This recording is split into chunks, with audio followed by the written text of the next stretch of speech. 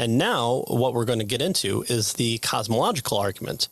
And so here, the cosmological argument reasons from the nature of the world as temporal, right, that it exists in time, and contingent. It didn't just pop into being from nothing, that there are certain elements that it must meet in order for it to exist and to continue to exist. So that the nature of the world is temporal and contingent, to the conclusion then that an eternal and necessary being must exist. So, right. So the idea here is that the world is dependent, or at least nature or the universe is contingent, that is dependent on something else for its existence. And of course, this thing that it's dependent on is a necessary being that must exist. Right. So that's the idea here. Right. So, and again, as we mentioned in our last episode, there's this two-step approach that the classicalists are taking here. First, they want to prove that God exists, or theism is true, and then they want to move to Christianity as the most reasonable approach with regard to theism. Right.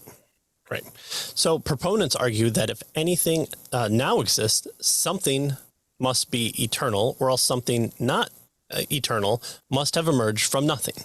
Since the notion of something emerging from an absolute nothing is generally considered absurd, the principal options that either the universe is eternal or it is the product of an eternal and necessary being must be the case. And so you have people writing books of the universe came from nothing, and then you read that book and you go, well, nothing doesn't mean like absolutely nothing, because there has to be something for it to pop into existence, or there are this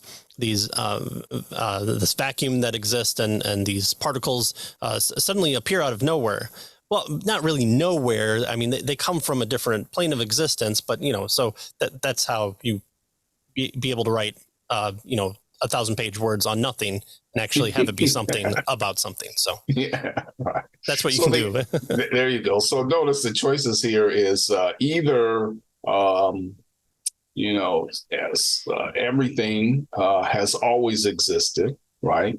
Or everything has come from nothing. Those are your choices, right? And so that's kind of where the cosmological argument kind of begins, right?